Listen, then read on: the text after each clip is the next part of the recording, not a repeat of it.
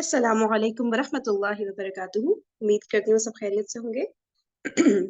اچھا، ہم لوگ یہ پڑھے تھے نا کل ایک سیکنڈ، سرایا اور وفود نا، فتح مکہ کے بعد. تو اس میں پھر ہم نے یہ پڑھا تھا کہ حضرت خالد بن ولید رضی اللہ تعالیٰ عنہ کو نبی پاک صلی اللہ علیہ وسلم نے عزا جو بت تھا اس کو ختم کرنے کے لیے بھیجا تھا، اور حضرت عمرو بن عاص رضی اللہ تعالیٰ عنہ کو جو سوا نامی بت تھا اس کو توڑنے کے لیے، اسے ختم کرنے کے لیے بھیجا تھا، اور حضرت سعد بن زید اشری رضی اللہ تعالیٰ عنہ کو منات اس کی طرف بھیجا تھا. ٹھیک ہے، تو اس طرح سے کرتے کرتے پھر بت پرستی کا مکمل خاتمہ ہو گیا تھا. اور میں نے کل کافی کوشش کی تو، لیکن مجھے وہ سمجھ آئی نہیں بات. میں نے یوٹیوب پہ ویڈیوز دیکھی اور بھی نجیہ ہاشمی صاحبہ کو بھی سنا، لیکن مجھے ابھی تک وہ کلیئر ہوا نہیں. وہ جو بات ہو رہی تھی نا کہ بدھ کو توڑنے کے لیے بھیجا، لیکن پھر ایک عورت آتی تھی، پھر اس کو ختم کیا جاتا تھا، تو پھر فائنل ہوتا تھا کہ بس اب بدھ توڑ دیا گیا ہے نا. تو وہ جو کنفیوژن مجھے کل تھی وہ ابھی تک ہے. وہ مجھے دیکھیں اور تھوڑا فائنڈ آؤٹ کرنے کی کوشش کروں گی تو شاید پتہ چلے ایگزیکٹلی عورت کا وہ کیا یہ رول. پڑھنے سے تو ایسا ہی لگتا ہے کہ بھوتتی تھے، کیونکہ جو قتل کا تھا نا، انہوں نے جو کچھ لوگ تھے ان کو حکم دیا تھا کہ 11 لوگ تھے جن کو قتل کا حکم آپ صلی اللہ علیہ وسلم نے دیا تھا. تو اگر یہ ہوتا تو پھر ان کے نام بھی اس میں شامل ہوتے لسٹ میں. مطلب میں سمجھی نہیں. یعنی جب اس وقت فتح مکہ کے موقع پر جیسے مکرمہ جو ان کے ابو سفیان کے بیٹے تھے ان کو، اور یہ 11 لیکن لوگ تھے وہ نا تو جن کو مکہ قتل میں کا. تھے نا، وہ جی مکہ کے اندر، یہ مکہ سے باہر ہے. اچھا ٹھیک ہے. اوکے. وہ لوگ مکہ میں تھے نا. یہ جو بت تو ہے یہ یہ مکہ میں نہیں یہ تھے. نہیں یہ نہیں، بت جو جی جو ٹھیک سسٹر ٹھیک کہہ ہے. رہی ہیں وہ ان لوگوں کی بات کر رہی ہیں جن کو فتح مکہ کے موقع پہ نبی پاک صلی اللہ علیہ وسلم نے قتل کرنے کا حکم دیا تھا. جی جی عائشہ جی یہ بات ہاں، ان کا ہے. ان ٹھیک بتوں ہے. سے کیا تعلق بن رہا ہے میں یہ نہیں سمجھ پا رہی. میرے ذہن میں یہ تھا کہ یہ کعبہ کے اندر جب ہوتا ہے ان کے بارے میں سوچ او رہی ہوں. اچھا اچھا اچھا، نہیں نہیں نہیں نہیں، یہ وہ والے نہیں ہے، یہ والے نہیں ہے. اچھا اچھا، اچھا اس لیے کہہ ٹھیک رہی. صحیح صحیح ٹھیک ہے. صحیح. اوکے. چلے آگے پھر ہم چلتے ہیں. ٹھیک ہے، یہ ہم نے پڑھ لیا تھا. اچھا ہاں، یہ لاسٹ پیراگراف میں اوپر والا پڑھا تھا. ہاں، یہ ہے غزوہ فتح مکہ. یہی وہ فیصلہ کن مارکا اور فتح عظیم ہے جس نے بت پرستی کی قوت مکمل طور پر توڑ کر رکھ دی، اور اس کا کام اس طرح تمام کر دیا کہ جزیرت العرب میں اس کے باقی رہنے کی کوئی گنجائش اور کوئی وجہ جواز نہ رہ گئی، کیونکہ عام قبائل منتظر تھے کہ مسلمانوں اور بت پرستوں میں جو مارکا آرائی چل رہی ہے، دیکھیں اس کا انجام کیا ہوتا ہے. ان قبائل کو یہ بات بھی اچھی طرح معلوم تھی کہ حرم پر وہی مسلط ہو سکتا ہے جو حق پر ہو. ان کے اس یقین کامل میں مزید حد درجہ پختگی نصف صدی پہلے اصحاب فیل ابرہا اور اس کے ساتھیوں کے واقعے سے آ گئی تھی، کیونکہ اہل عرب نے دیکھ لیا تھا کہ ابرہا اور اس کے ساتھیوں نے بیت اللہ کا رخ کیا تو اللہ کر کے بھوس بنا دیا. ٹھیک ہے، یہاں تک کل پڑھ لیا تھا. یاد رہے کہ صلح حدیبیہ اس فتح عظیم کا پیش خیمہ اور تمہید تھی. اس کی وجہ سے امن و امان کا دور دورہ ہو گیا تھا. لوگ کھل کر ایک دوسرے سے باتیں کرتے تھے. اسلام کے متعلق تبادلہ خیال اور بحثیں ہوتی تھیں. اچھا، لوگ کھل کر ایک دوسرے سے باتیں کرتے تھے. اسلام کے متعلق تبادلہ خیال اور بحثیں ہوتی تھیں. مکہ کے جو لوگ در پردہ مسلمان تھے انہیں بھی اس صلح کے بعد اپنے دین کے اظہار و تبلیغ اور اس پر بحث و مناظرہ کا موقع ملا. مطلب کہ مکہ کے جو لوگ در پردہ مسلمان تھے، اچھا یعنی کہ جو چھپے ہوئے تھے، یعنی علل اعلان جو مسلمان نہیں تھے نا، مکہ کے جو لوگ در پردہ مسلمان تھے انہیں بھی اس صلح کے بعد اپنے دین کے اظہار و تبلیغ اور اس پر بحث و مناظرہ کا موقع ملا تھا. مطلب وہ دین پر بات بھی نہیں کر سکتے تھے صلح حدیبیہ سے پہلے نا، کہ کچھ ڈسکشن کرنا چاہ رہے ہوں، اتنی زیادہ پابندیاں تھی نا. ان حالات کے نتیجے میں بہت سے لوگ حلقہ بگوش اسلام ہوئے، یہاں تک کہ اسلامی لشکر کی جو تعداد گزشتہ کسی غزوے میں 3000 سے زیادہ نہ ہو سکی تھی، اس غزوہ فتح مکہ میں 10,000 تک جا پہنچی. اس فیصلہ کن غزوے نے لوگوں کی آنکھیں کھول دیں اور ان پر پڑا ہوا وہ آخری پردہ ہٹا دیا جو قبول اسلام کی راہ میں روک بنا ہوا تھا. اس فتح کے بعد پورے جزیرت العرب کے سیاسی اور دینی افق پر مسلمانوں کا سورج چمک رہا تھا.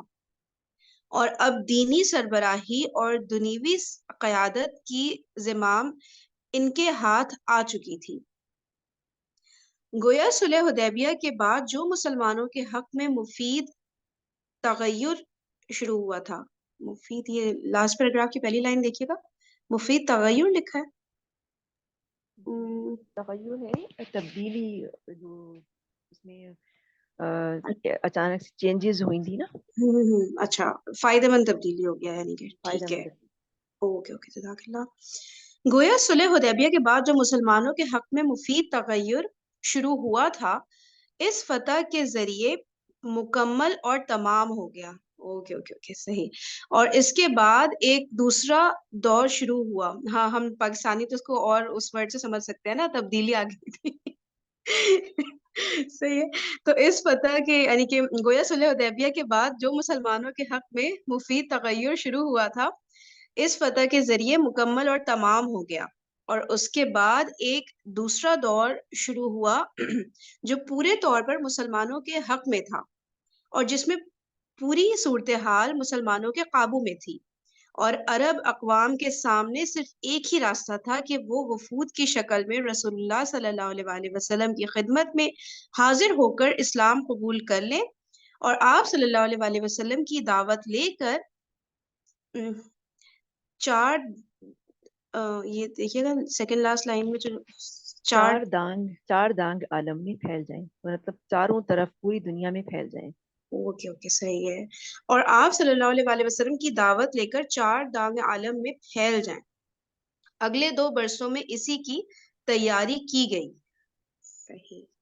اچھا، یہ نیچے اچھا حاشیہ ریفرنس تھی۔ تیسرا مرحلہ، یہ رسول اللہ صلی اللہ علیہ وآلہ وسلم کی پیغمبرانہ زندگی کا آخری مرحلہ ہے جو آپ صلی اللہ علیہ وآلہ وسلم کی اسلامی دعوت کے ان نتائج کی نمائندگی کرتا ہے جنہیں آپ صلی اللہ علیہ وآلہ وسلم نے تقریباً 23 سال کی طویل جدوجہد، مشکلات و مشقت، ہنگاموں اور فتنوں، فسادات اور جنگوں اور خونریز مارکوں کے بعد حاصل کیا تھا۔ اللہ، کتنی محنت لگی تھی۔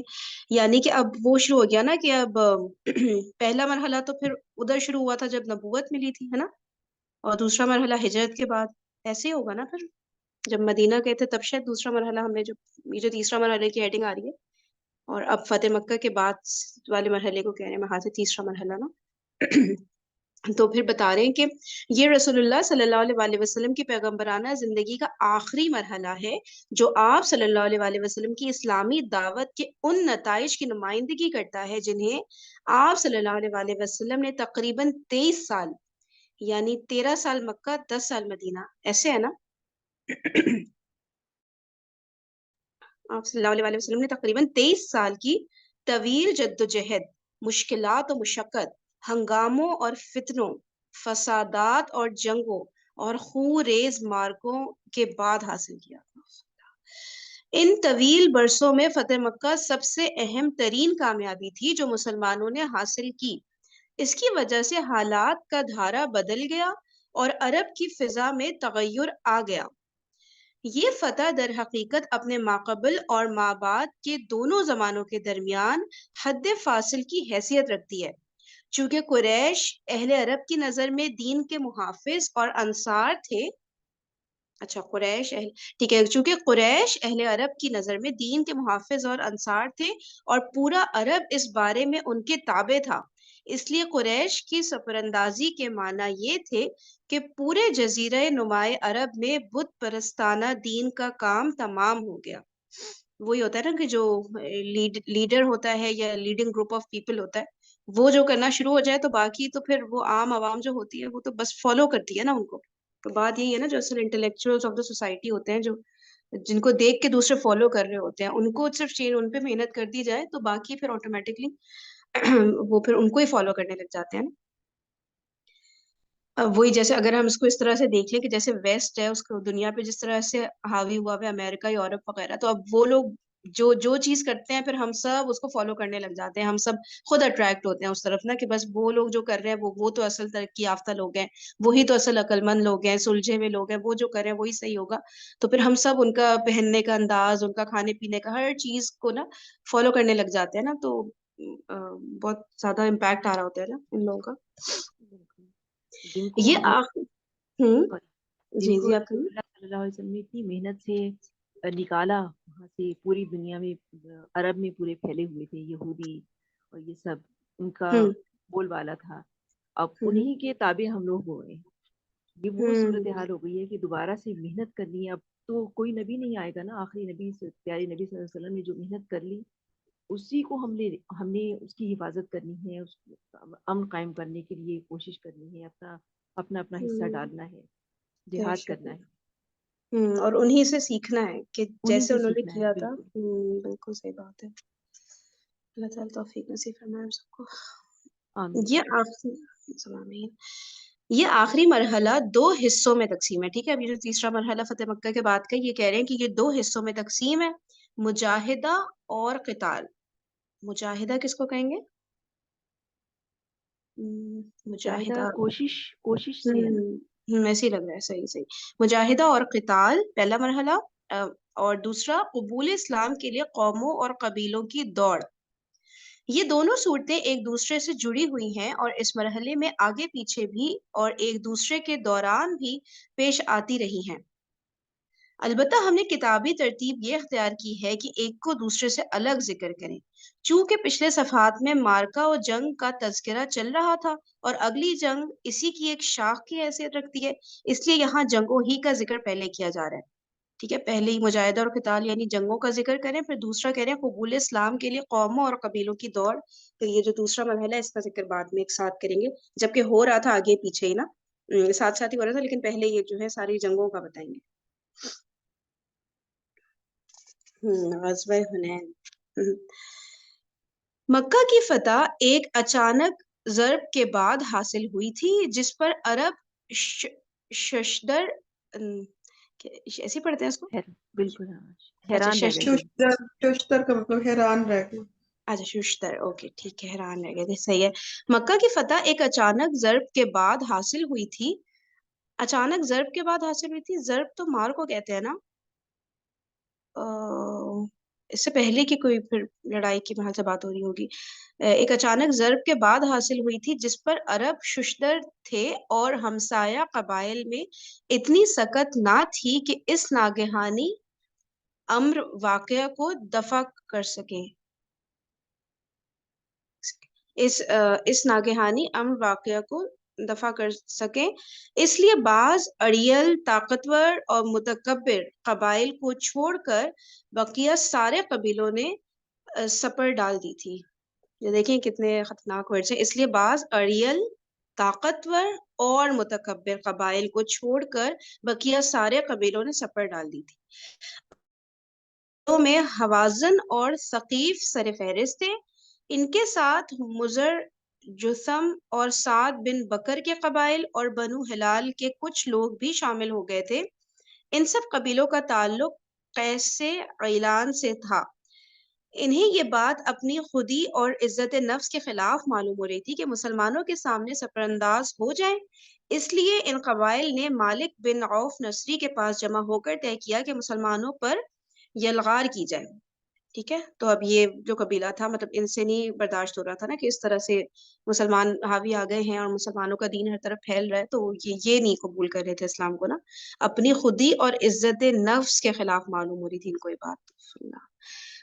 ये इसमें जिस सिस्टर फरहीन, जो सकीफ है ये ताइफ के लोग थे। ताइफ के लोग, जब याद है पहले भी नबी पाक सल्लल्लाहु अलैहि वसल्लम हिजरत से पहले उधर गए थे तो बहुत, बल्कि उसको नबी पाक सल्लल्लाहु अलैहि वसल्लम अपनी जिंदगी का सख्त तरीन दिन कहते थे, सबसे मुश्किल दिन, कि जिस तरह उन्होंने ट्रीट किया था। तो ये लोग तीरंदाजी में भी बहुत माहिर थे और एक ये फख्र भी था उनको कि हम लोग लड़ सकते हैं, और ये इस्लाम को मान ही नहीं रहे थे।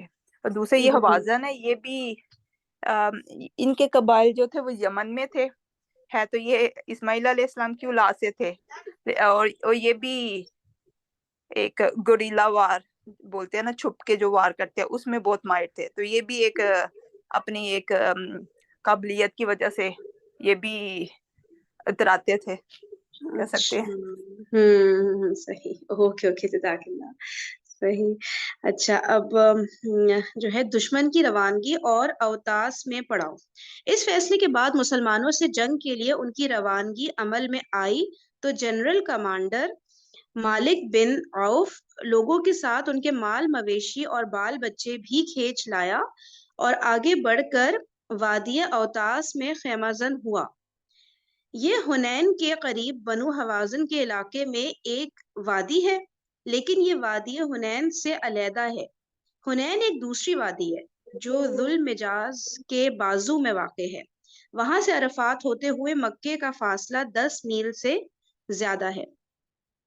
اچھا تو اب کیا بات ہو رہی ہے یہاں پہ کہ یہ جو تھے ان کو اپنے عزت نفس اور خودی کے خلاف یہ بات معلوم ہوتی تھی، مسلمانوں کے سامنے سفر انداز ہو جائیں، اس لیے ان قبائل نے مالک بن عوف نصری کے پاس جمع ہو کر طے کیا کہ مسلمانوں پر، ٹھیک ہے، تو یہ لوگ سب جمع ہوئے مالک بن عوف نصری کے پاس کہ مسلمانوں پر حملہ کریں گے. صحیح. اب کہہ رہے ہیں یہ جب فیصلہ ہوا تو اس کے بعد مسلمانوں سے جنگ کے لیے ان کی روانگی عمل میں آئی. یہی سب جو حوازن ثقیف قبیلے وغیرہ کے لوگ تھے تو یہ سب روانہ ہوئے. تو پھر ان کا جنرل کمانڈر مالک بن عوف وہ پھر لوگوں کے ساتھ ان کے مال مویشی اور بچے بھی کھینچ لایا. کن کے مال مویشی اور بچے؟ مطلب جو انہی کے جو جنگ لڑنے آدمی آ رہے تھے ان کے عورتیں بچے مال مویشی سب کو ساتھ لے آئے کہ سارا کچھ ساتھ ہوگا تو یہ بھاگیں گے نہیں وہاں سے. اچھا اچھا اچھا، صحیح صحیح صحیح، سبھی کو لے آئے. ایکچوئل یہ مالک بن عوف جو تھا یہ نوجوان تھا اور اس کی پہلی جنگ تھی. جنگجو تو تھا لیکن ینگ تھا، تو اس نے یہ سوچا کہ یہ لوگ بھاگے نا. اور ایکچولی ان جو قبیلے ہیں ان کو تھا ڈر کہ نبی پاک صلی اللہ علیہ وسلم اب فتح مکہ سے فارغ ہو گئے، اب ہماری طرف آئیں گے، وائی ناٹ وی ہم لوگ پہل کر لیں نا اس میں اس سے پہلے کہ وہ آئیں ہم جنگ سٹارٹ کرتے ہیں، حملہ اچھا کرتے ہیں. اچھا، صحیح صحیح، زبردست. اچھا تو یہ بات ہو رہی ہے یہاں پہ، ٹھیک ہے. تو لوگوں کے ساتھ ان کے مال مویشی اور بچے بھی یہ کھینچ کر لے آیا نا کہ اب یہ بالکل بھاگنے نہ پائے یہاں سے نا، جنگ ہو کر رہے. اور آگے بڑھ کر وادی اوتاس میں خیمہ زن ہوا. ٹھیک ہے، بتا رہے پھر حنین کے قریب ایک وادی ہے. صحیح ہے. ماہر جنگ کی زبانی سپہ سالار کی تغلید کیا ہوتا ہے؟ سپہ سالار کی تغلید سمجھ پا رہے کوئی ورڈ؟ تو چلے آگے پڑھتے ہیں شاید سمجھ آئے. اوتاس میں اترنے کے بعد لوگ کمانڈر کے پاس جمع ہوئے. ان میں ورید بن سما بھی تھا.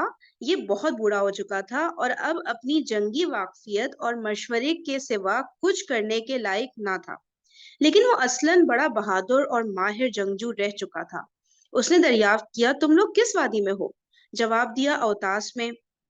اس نے کہا یہ سواروں کی بہترین جولان گاہ ہے. یہ سواروں کی بہترین جولان گاہ ہے، نہ پتھریلی اور کھائیدار. اچھا فیوریبل ہے مطلب سواروں کے لیے نا. نہ پتھریلی اور کھائیدار ہے، نہ بھربھری نشیب. لیکن کیا بات ہے کہ میں اونٹوں کی بلبلاہٹ، گدھوں کی ڈھینچ، بچوں کا گریا اور بکریوں کی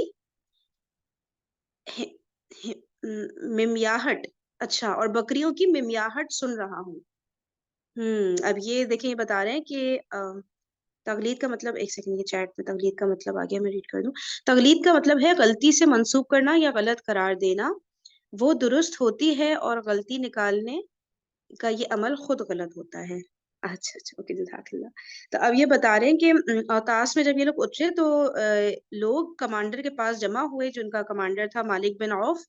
تو اس میں بتا رہے ان میں ورید بن سما بھی تھا. ان لوگوں میں نا بہت بوڑھا ہو چکا تھا اور لیکن جو ہے جنگی بہت ماہر جنگجو رہ چکا تھا یہ. تو بس اب یہ مشورے وغیرہ ہی دے سکتا تھا تاکہ جو ہے جنگ اچھے سے یہ لوگ لڑ سکے، اور خود سے جنگ نہیں لڑ سکتا تھا.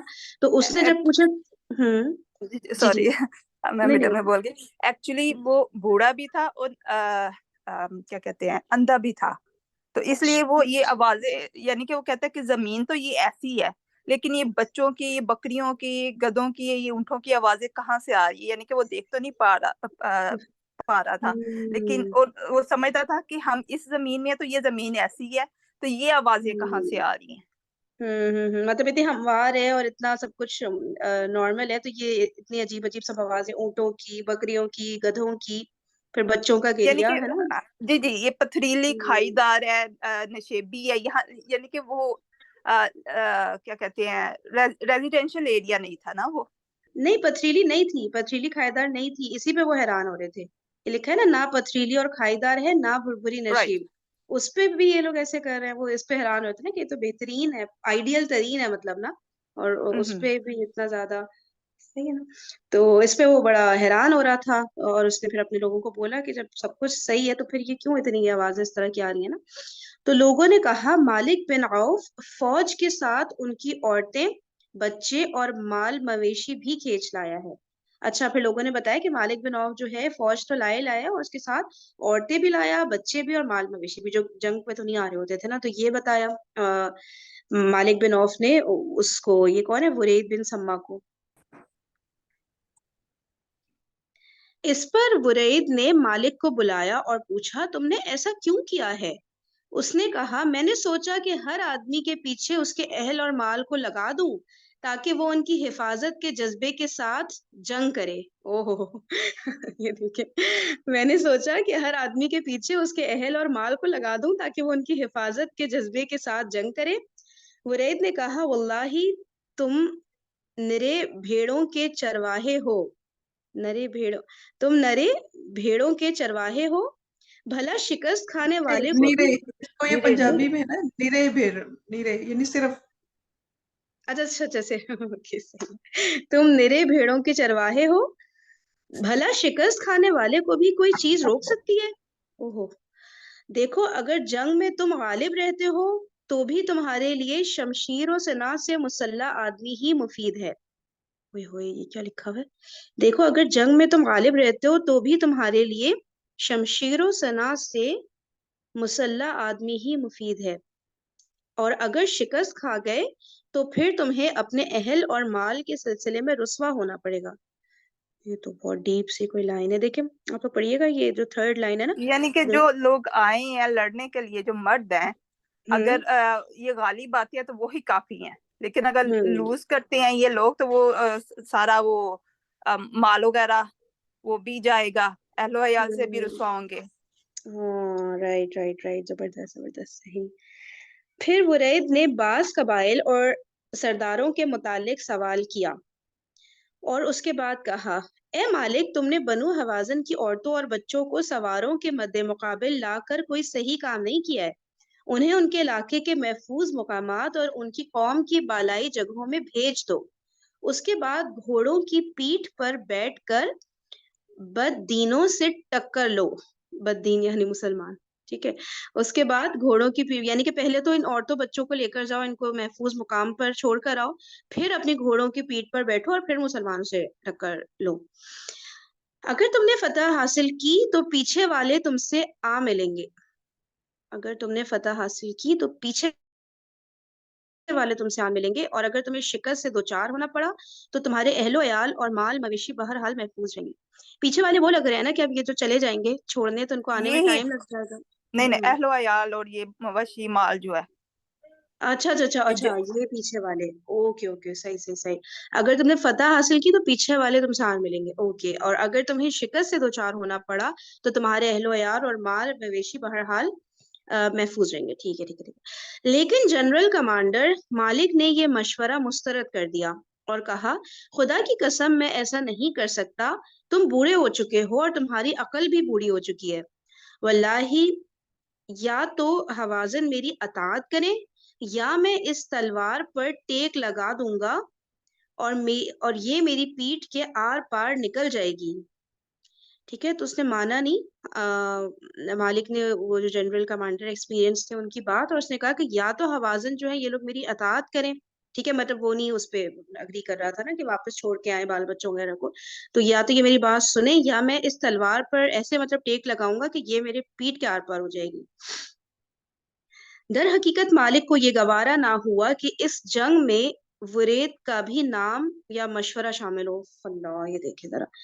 در حقیقت مالک کو یہ گوارا نہ ہوا کہ اس جنگ میں ورید کا بھی نام یا مشورہ شامل ہو. حوازن نے کہا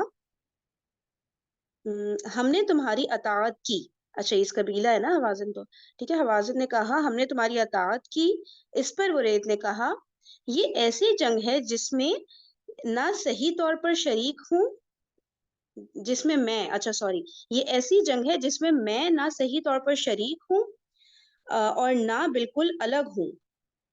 یہ کیا بات ہوئی؟ وریت تو لیڈ اچھا ورید وہی نا وہ اچھا جو بوڑھا آدمی تھا. ٹھیک ہے اس کی بات ہو رہی ہے نا. تو اس نے کہا کہ نہ میں صحیح طور پر شریک ہوں اور نہ بالکل الگ ہوں. رہی اب یہ سوری یہ دال نہیں ہے، درید نہیں ہے، درید ہے. جی اچھا واؤ سے سوری نہیں دال سے. اوکے یہ درید ہے. صحیح جزاک اللہ. تو درید نے کہا ٹھیک ہے کہ نہ صحیح طور پر شریک ہوں کیونکہ وہ اس میں شامل تو تھا ہی لیکن وہ ظاہر ہے نہ لڑنے وڑنے کے قابل تھا پھر بینائی بھی نہیں تھی ساری چیزیں لیکن پھر بھی تھا تو انہی کے لشکر میں نا. تو اب یہ عربی میں جو لکھا ہے اس کا ترجمہ ہے کاش میں اس میں جوان ہوتا تگو تاز اور بھاگ دوڑ کرتا ٹانگ کے لمبے بالوں والے اور میانہ قسم کی بکری جیسے گھوڑے کی قیادت کرتا. کتنے سارے لوگوں کو ایسے فیل ہوتا ہوگا نا جو اس وقت یہ درید کا بتا رہے ہیں کہ جن کی ایک ایج ڈھل جاتی ہے اور پھر ان کو سمجھ آتی ہوگی دین کی تو ان کا کتنا دل چاہتا ہوگا نا کاش جوانی میں ہمیں یہ سب چیزیں مطلب اس سے ہم ریلیٹ کر سکتے ہیں نا اس بات کو کہ یہ باتیں سمجھ آ گئی ہوتی. اس وقت طاقت تھی اور ایک جوش تھا اور ساری چیزیں. اب ظاہر ہے پھر انسان کمزور ہو جاتا ہے ایک ایج گزر جاتی ہے تو افسوس ہی رہ جاتا ہے نا کہ کاش پہلے کر لیتے. تو جو بھی ٹائم ہے انسان اس کو ٹریجر کرے ویلیو کرے اور اس کا صحیح استعمال کرے بجائے اس کے کہ 24 گھنٹے جتنا بڑا ٹائم ہے دن کا اس کو ہم ویسٹ کرتے چلے جائیں. پھر ظاہر ہے ایک دن ہم پہ بھی بڑھاپا آ جائے گا پھر یاد کرتا ہے بندہ اپنی جوانی کے. کوئی کچھ کہہ رہا ہے کیا؟ آواز بہت ہلکی آ رہی ہے مجھے. نہیں سوری میرا انمیوٹ تھا لیکن میں یہ کہنا چاہ رہی تھی کہ ویل جو شروع سے میں آپ بول رہی تھی اس سے تھوڑا ایک ذہن میں آیا تھا لیکن جو اینڈ میں بولا اس کے مطابق نہیں ہے. لیکن یہ ایک صحابی ہیں مکتوم ہم نے بہت سارا ان کے بارے میں پڑھا ہے کہ وہ نبینا صحابی تھے بوڑھے بھی تھے. تو نبی پاک صلی اللہ علیہ وسلم جب بھی غزوات پہ جاتے تھے تو ان کو مدینہ کا یوزلی انتظام دیتے تھے. تو آگے تبوک کا جب واقعہ ہے اس میں سب کو نکلنے کا بولا گیا تھا مسلمانوں کو حکم تھا لیکن وہ بوڑھے بھی تھے نبینا بھی تھے تو نہیں جا سکتے تھے. تو انہوں نے نبی پاک صلی اللہ علیہ وسلم سے آ کے بولا کہ سب کو جانے کا حکم ہے لیکن جن کی مجبوری ہے وہ کیا کریں. تو انہوں نے کہا کہ یعنی کہ سب مسلمانوں کو حکم ہے. تو انہوں نے کہا کہ وہ لوگ عورتیں بچے اور جو بوڑھے ہیں جو نہیں جا سکتے جن کی کوئی مجبوری ہے ان کے لیے رخصت ہے. اور قرآن پاک میں اس حوالے سے آیات بھی آئیں یعنی کہ وہ یہ بھی آیا نا کہ ٹھیک ہے جو جا رہے ہیں ان کا تو پھر زیادہ کیا ہوتا ہے زیادہ ثواب ملے گا. جیسے عورتوں کو بھی ہوتا ہے نا کہ مرد جہاد پہ جاتے ہیں ان کو زیادہ ثواب ملے گا. ہم گھر میں رہتی ہیں لیکن عورتوں کا جہاد گھر میں رہنے میں بچوں کو ٹیک کیئر کر وہ اس میں ہے. تو اسی طرح ان کا بھی تھا اس طرح کوسچن کہ اگر وہ نہیں جا سکتے تو ان کی مجبوری ہے. اور سورۃ توبہ میں آیات بھی اسی طرح بیٹھے رہنے والے وہ یعنی کہ وہ دوسرے جو جانے والے سبقت لے گئے. تو اس حوالے سے ان آیات کو سن کے وہ آئے تھے کہ پھر ہمارا تو یہ مجبوری ہے. ہاں یہ بات تو بہت بالکل صحیح ہے. اچھا عورتوں کے جہاد کا ایک حدیث ہے نا اگر میں غلط ہوں تو جو بتائے گا کہ مطلب حج جو ہے یہ بھی عورتوں کا جہاد ہے. کچھ اس طرح کی بات یاد آ رہی ہے. آپ لوگوں نے کوئی اس حدیث ہے نا؟ جی ہاں کہ عورتوں اور بیماروں بوڑھوں ضعیفوں کے لیے جو جہاد ہے وہ حج ہے. اچھا بوڑھوں ضعیفوں کا بھی اس حدیث میں مجھے سب عورتیں یاد آ رہا تھا. ایک چیز پوچھنا چاہ رہی تھی کہ غزوات میں تو امہات المومنین ازواج میں سے کوئی نہ کوئی ساتھ ہوتی تھی پیارے نبی صلی اللہ علیہ وسلم کے ساتھ. ہمیں ملتی ہیں روایات ملتی ہیں کہ جب دعائیں کر رہے ہوتے تھے پیارے نبی صلی اللہ علیہ وسلم. مجھے یاد نہیں آ رہی غزوات مجھے ڈیٹیل سے پڑھنا پڑے گا. احد میں تھی بالکل. احد میں حضرت عائشہ کا آتا ہے پھر حضرت سعد کی والدہ کا آئی تھنک آتا ہے. بالکل تھی غزوات میں کیونکہ وہاں بہت دن لگتے تھے مہینوں ہو جاتے تھے جو غزوات ہوتے تھے. ایک دن کا کام نہیں تھا تو انہوں نے کھانا بھی کھانا ہوتا تھا پھر یہ جو عورتیں تھی جاتی تھی وہ زخمیوں کی بھی ٹیک کیئر کرتی تھی. اب احد میں جو آتا ہے واقعات اس میں یہ حضرت عائشہ تھی پیچھے اور بہت ساری مسلمان عورتیں تھیں وہ پھر زخمیوں کی ٹیک کیئر کر رہے تھے. ان کے زخموں کو ہیل اپ کر رہے تھے. پھر آبویسلی ان کو گھر والوں کو کھانا کھلانا इसका کپڑے मतलब وغیرہ بھی جیسے چینج کر رہے ہیں کچھ ہے تو اس کی صفائی رکھنا، مطلب وہ کام تو نہیں ختم ہوتے، خیموں میں بھی وہ کرتی ہوں گی نا وہ سارے کام. اس کا مطلب ہے فیمیل ڈاکٹرز کو تو سب سے پہلے جہاد میں شرکت کرنی چاہیے. اب جب جہاد ہو تو کرنی چاہیے، جہاد ہوتا ڈیپینڈ ہو یہ کرتا ہے نا، اگر مرد ڈاکٹر موجود ہوں تو پھر فیمیلس ہی کو کیوں اسپیشلی لے کے جائیں، مرد بھی تو جا سکتے ہیں نا، آج ہے نا یہ بھی سہولت.